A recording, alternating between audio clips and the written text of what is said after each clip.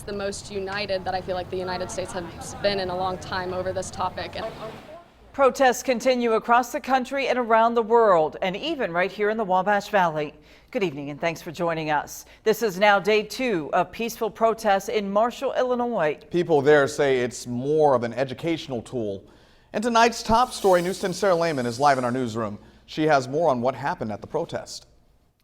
Patrice Rondrell, dozens of Marshall residents came out for a peaceful protest today, and they say this will not be the end. Protests are happening all across the country and world, from big cities to small towns like Marshall, Illinois. We're really small, not very diverse. Monday, people of all ages and backgrounds gathered in front of the Marshall Town Hall to protest racial injustice and police brutality. Mackenzie Rogers organized the protest. She says she wanted to start a conversation in her small town after some people were confused about protests happening in Terre Haute. They actually had no idea about any of the occurrences that have been happening with George Floyd or Breonna Taylor. And so I tried to take, a couple minutes to tell them about why these were happening. But then I thought, okay, well, if the awareness in Terre Haute is getting people to talk in my town, I want to bring more awareness. And she wants to bring education. She says she thinks things like this will help in the long run.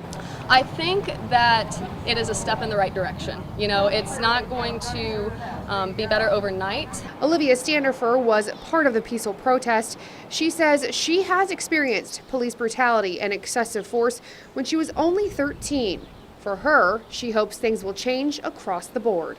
I mean, I have a lot of hope for this situation. I hope that a lot of things change, but something I'd really like to see is better training for police officers. Standifer and Rogers just hope for a change in their small town and the world. Keep fighting, keep talking, keep sharing your story. People are listening. I agree that all lives do matter, but they cannot matter until the Black lives matter just as much. The protesters in Marshall say they are not going to stop fighting this fight. They say they won't let the fire go out or the smoke to blow over. For now, reporting live in the newsroom, I'm Sarah Lehman, News 10. Back to you.